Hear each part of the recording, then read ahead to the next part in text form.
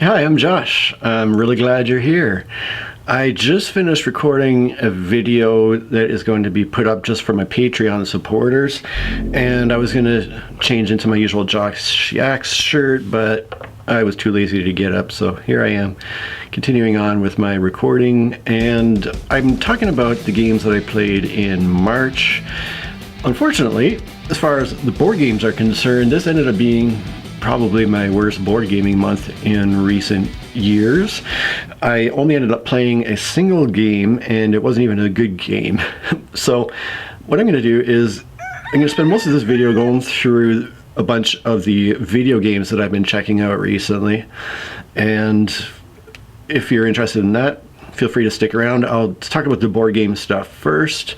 And there was one new acquisition for the month. Thank you to my Patreon supporters for making it possible for me to have a entertainment budget. So the game I ended up picking up, I was at a relatively local game store called J&J's, which is an awesome store run by awesome people. And I just saw this game on the shelf called Ziggurat. And I recall seeing it briefly on BoardGameGeek and thinking it might look interesting. So when I saw it on the shelf, I picked it up and I noticed it was designed by superstar game designers Rob Davio and Matt Leacock. And it was a cooperative game, and it was a legacy style game, which I am an absolute sucker for legacy games. These type of campaign games where with each progressive game that you play through the campaign, you make physical changes to the game itself. You might put some stickers on the game board or on your cards. You might rip up some cards or components, remove them from play. And so there is a certain amount of weightiness in the decisions you make as the game progresses, because you are making permanent alterations to the game. And at the end of it all, you're going to have a game that's just unique to yourself and your own game group. So I adore that style of game. There are haters out there, as there are haters for everything, who have problems with it. But like I said, I'm a big sucker for it. So I instantly decided to purchase it and take it home. And then I started reading the rule book, and I immediately regretted my purchase. So my initial thought was, once I saw that this was quite a simple game, I thought, well, it might be a fun one to play with my two boys. But then I realized, oh, this is at least at the start with the first game, it is a very, very simple game, almost like it's 3D snakes and ladders, essentially, where your goal is to get your characters to the top of this pyramid step by step, an actual 3D pyramid on the table. And if you hit the chutes, they take you down, and if you hit a ladder, it takes you up, just like in real chutes and ladders or snakes and ladders.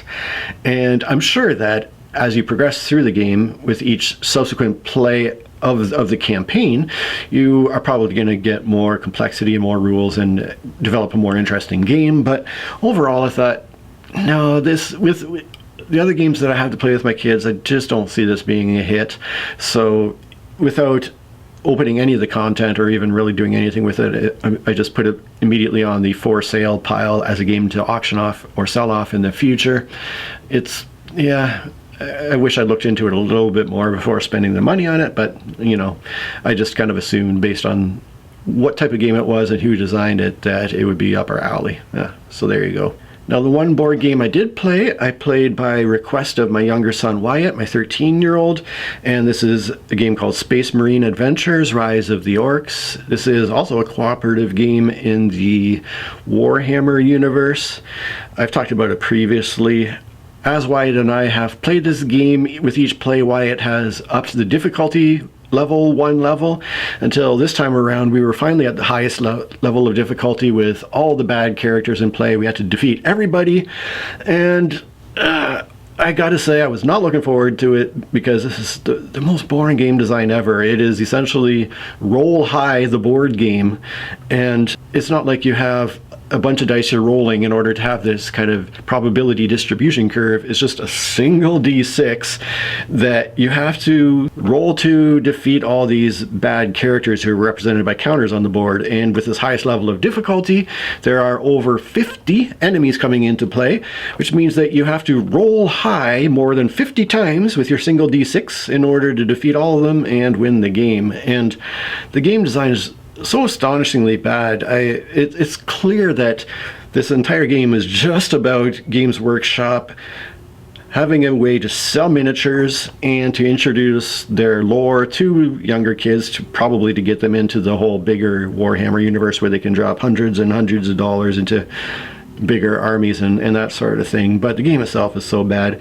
I rate it 4 out of 10. Wyatt, however, it's one of his favorite games. He is all into this Warhammer lore, and he's very much my thematic gamer, so it's right up his alley. He rates it 9.5 out of 10. In the past, when I've played it with my older son, Evan, he's given it a 7 out of 10 and stated that it was kind of boring.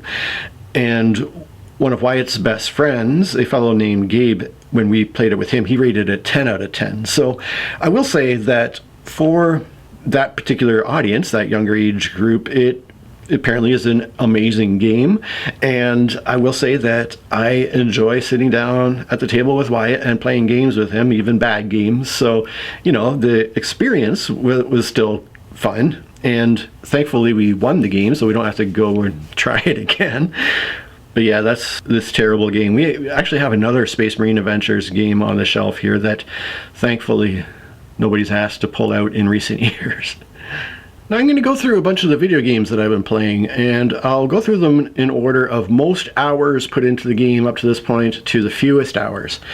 So with the most hours, at this point I have over 130 hours into Assassin's Creed Odyssey. I talked about this one a fair bit in the last games played month, in the month of February, so I won't get into it too much other than to say that my enthusiasm for this game has definitely dropped considerably the more time that has passed. So I still think it's a really excellent game in a lot of ways. However, the problem I have with it is just the sheer length of the game compared to what you're actually doing in the game. So all you're really doing is killing people in 4 major types of environments. And yes, of course, you have 3 major ways that you can kill people in the game.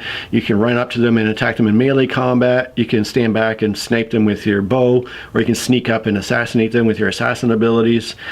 So there's a bit of variety in how you do that. And then your 4 kind of major environments, from most common to least, are fort areas, everything from tiny little camps to gigantic multi-building forts.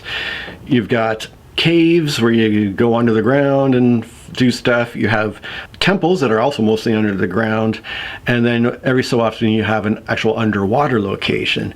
But in any case, in each of these types of locations, you're doing the same thing. You're killing people, which of course it's an assassin game. That's kind of the whole point of it, I suppose.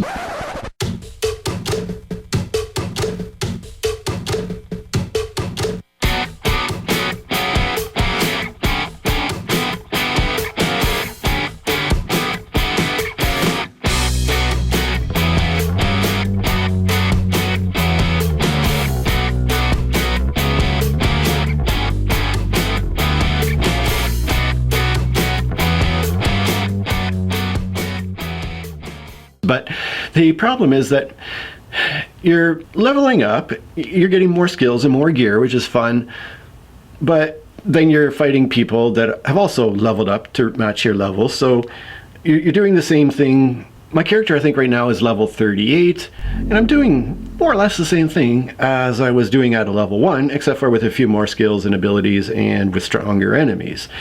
And so after 130 hours plus, it's feeling like a bit of a chore to keep going.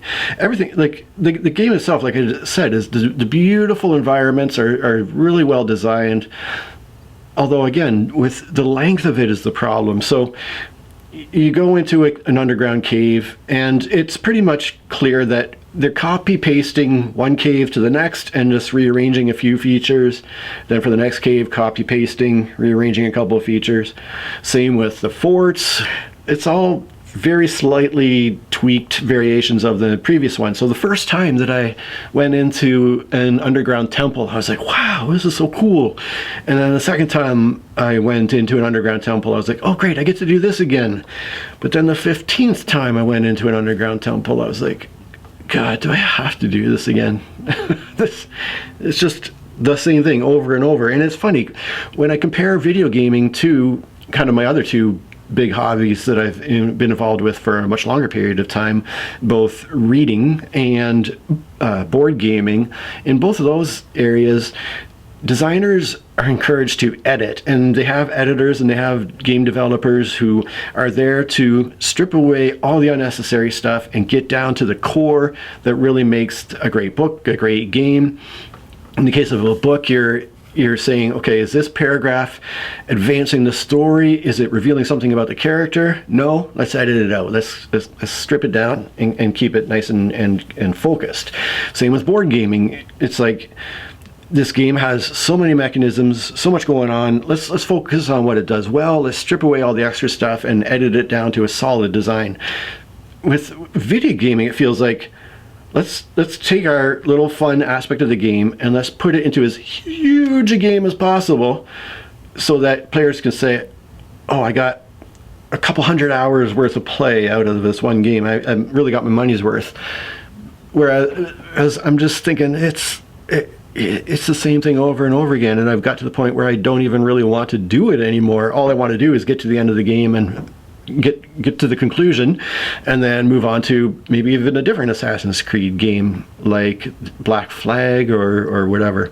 The problem is I also don't know how much longer I have to play to reach the end. I have no idea, no real concept of how far through the game I am. If I had to guess, I'd say probably past halfway, but gosh, I don't even know. And the other problem with this gigantic game is you pick up so many quests. Some quests are related to various storylines, some are just kind of random individual quests. And it got to the point where I had to go online, print out a physical map of the entire game, and print out stickers that were numbered based on the level of difficulty of each quest, and sticker them all over the map to show where I had active quests, what level they were at, so that I would know, okay, I have to get to this level before I can attempt that quest, and then I have to go here to do it. It became just kind of overwhelming, and yet at the same time you're just going to a location and you're killing people. So previously I had rated Assassin's Creed Odyssey a 9.5 out of 10.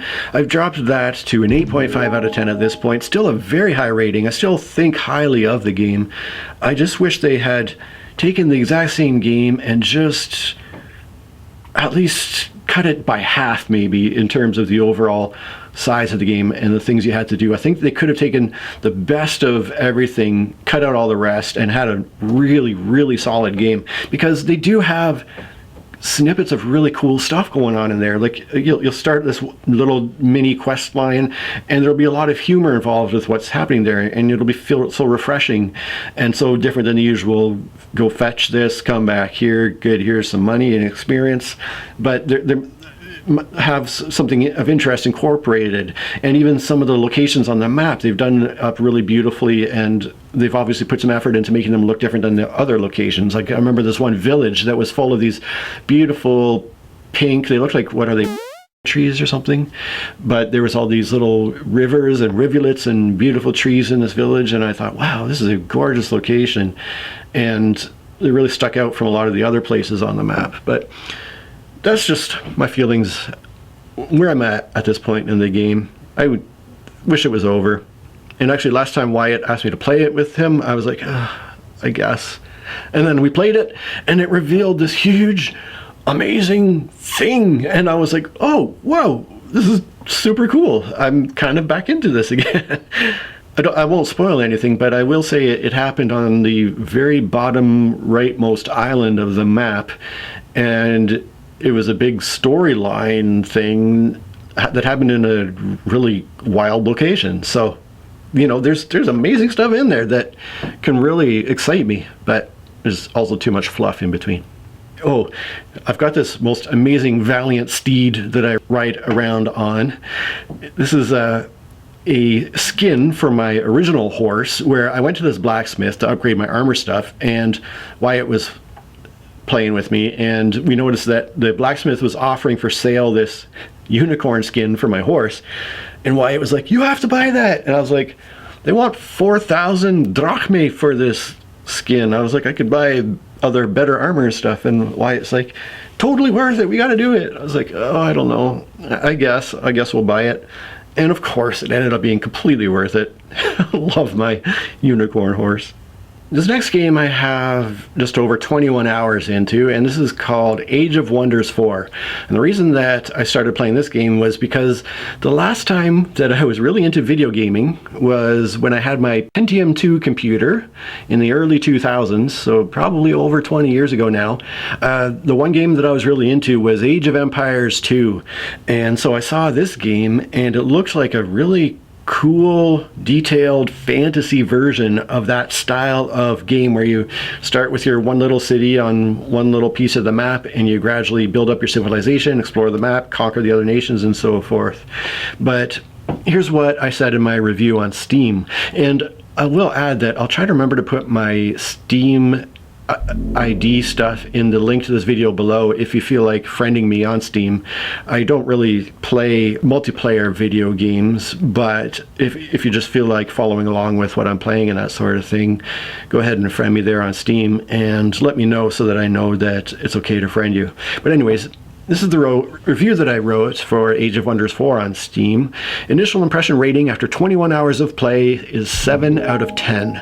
I admit to being overwhelmed here. I'm an older gamer whose closest similar gaming experience was Age of Empires 2 back in the day, and not having dabbled with any of the Civ line of games, I didn't fully realize what I was getting into here. On the one hand, I'm extremely impressed with the massive amount of detail put into this design, but on the other hand, when I'm clicking on a melee unit and then clicking on an enemy unit for it to attack, I wonder how much of those dozens of stats really matter. But I do recognize that there's a lot to love about this game for the right person, and that my issues are more of a me thing. Perhaps I should have gone with Age of Mythology instead. So yeah, I'm not sure if I'm going to keep going with this particular game. I am curious to try out the revamped version of Age of Mythology to see if that's more of the type of experience I was looking for, but that's where I'm at with this one. My next most played game at 10 hours is ShellShock Live. This is one that I also talked about previously. I mentioned I had picked it up because of my early childhood love of a game called Scorched Earth. So when I first picked it up, I played it in person a little bit with my kids, and I even played it online with my friend Paul. But since then, I've really only been going through the single-player campaign, trying to unlock more weapons, and unfortunately I've gotten to a point in that where I've gotten stuck on the level of difficulty. So as you work through the campaign, you unlock more and more missions so that you can complete those, which then makes available more and more weapons. However, I'm at a point where it's gotten so difficult that the grind doesn't feel worth it anymore to keep trying to work through to collect weapons. So this is what I have for my rating on Steam for ShellShock Live. Rating after 10 hours of play, 7.5 out of 10. One day I suddenly remembered how much fun I had playing a game called Scorched Earth in my youth, so I searched up similar games and was very happy to find this one. It's pretty much exactly what I was looking for. I've had a great deal of fun playing it multiplayer hot seat as well as remotely with a friend. I was also having some fun playing through the single player campaign to unlock weapons, but I eventually got to a point where the level of difficulty got too frustrating to put in the grind to advance further.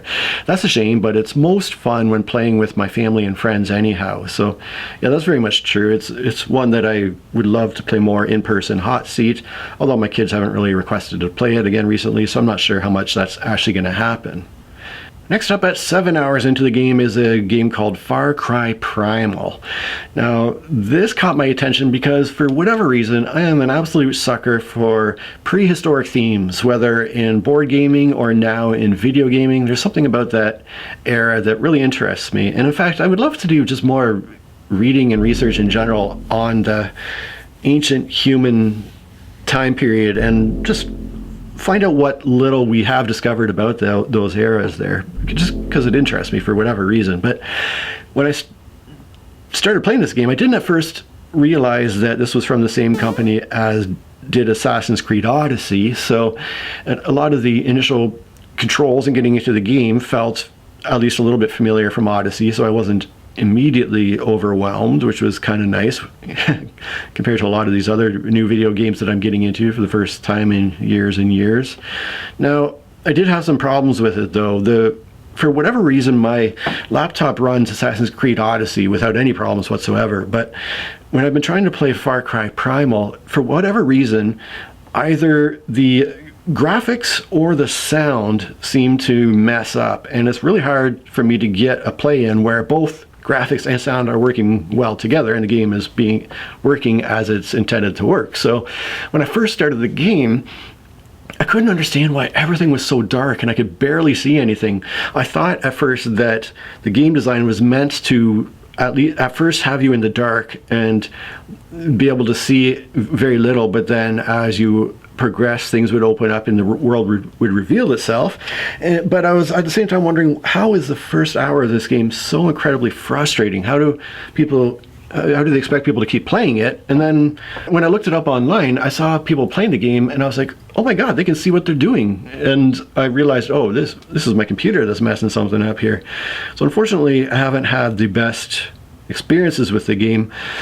Here's what I said in my review. Initial impressions rating after 3.5 hours, 5.5 out of 10.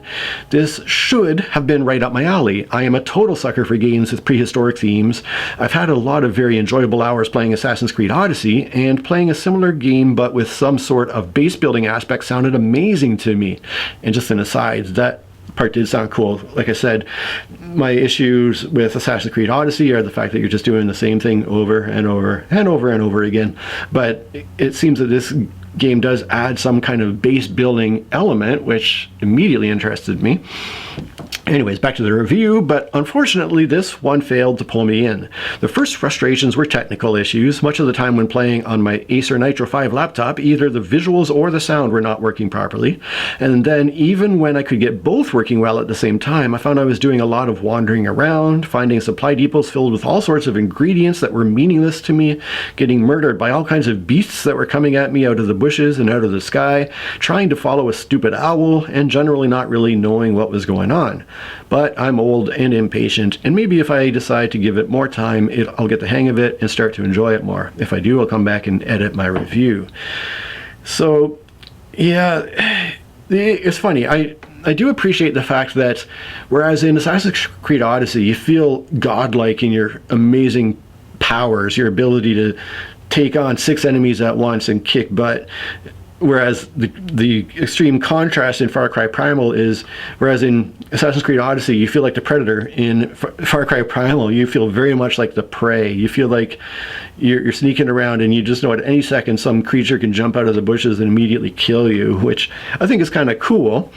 But at the same time, for whatever reason, the gameplay itself just wasn't pulling me in. I wasn't feeling a lot of direction in terms of what I was supposed to be doing, other than just generally collecting all kinds of resources that I didn't have any use for until I unlocked certain abilities. And so I was a little bit disappointed with this one overall.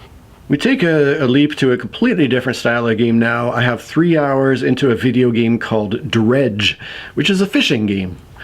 You go out in your fishing boat, you catch fish, you come back to port, you sell your fish, you use your money to upgrade your boat and your gear so that you can go out, catch more fish, and repeat. However, it is a fishing horror game because it becomes immediately clear that there is something very mysterious, very otherworldly, very creepy going on below the surface. And as you are progressing through this game, going about your fishing tasks, you are unlocking more parts of this story that so far are only adding more to the mystery, that aren't providing any answers. But there's something very strange and mysterious going on here. So on the one hand, it's a very relaxing, chill, get out in your boat, catch fish game. On the other hand, there's some kind of weird mystery going on. Here is my Steam review for Dredge. Initial impression rating after 3 hours of play, 8 out of 10. This is the creepiest, relaxing game I've played. Sail around in your little boat, catch fish, dredge up materials, explore the map, complete little missions, upgrade your gear, all while something very sinister is going on in the background. This game moves at the nice, chill pace that is totally my speed, while leaving me curious to unravel whatever horrible mystery lies in the depths. So I will say that Dredge has been a hit in the very limited amount of time I've played it so far. It'd be interesting to see if that continues to be the case going forward. And the final one that I'm going to talk about for March is one that I only tried for 1 hour because I had technical issues with it. This is a game called Circuit Superstars, which on its surface looks like a sort of arcadey racing car game where you're really zoomed out. You got your tiny car on the map with all the other tiny cars on this racetrack, and you're racing around a track, completing laps, trying to beat the other cars on the track. So at first glance you think, oh, a nice simple arcade game. But the physics in this game are very realistic. The challenge level is incredibly high. I would argue it's too high. But part of that problem was the game says that it recognizes controllers, but I could not for the life of me get it to recognize my game controller.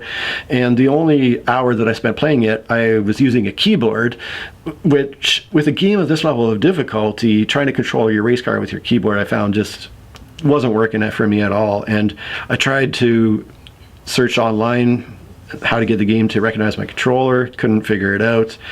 So here is, did I do a rating for this one on Steam? I'm just, actually I don't think I did because I didn't really get a proper experience of playing the game. So I can't, in any fairness, give it a rating. It's a game that I would love to explore more if I had a controller that would allow me to more easily drive my car, because it does seem like if you could get through the initial learning curve of learning how the physics of the game work and get your car going, then it could be a super fun racing game.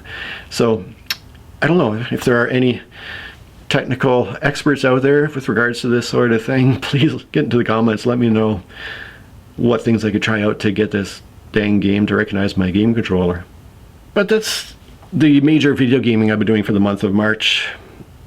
I would love to hear what you've been playing, whether it's board games or video games. I'm always looking for recommendations, especially as I continue to explore the world of video games. You've heard what's initially caught my interest, and based on what you've heard here, is there anything you have to recommend to me? I'm all ears, love to hear about it, even if it's something that you don't necessarily think I'd like, but you've been enjoying a lot. I would still love to hear about that too, so please let me know. I really appreciate you watching. Thanks for stopping by. Catch you next time. Cheers. Wyatt and I have been playing it, and with each roll repeatedly in order roll more than 50 times. That's at least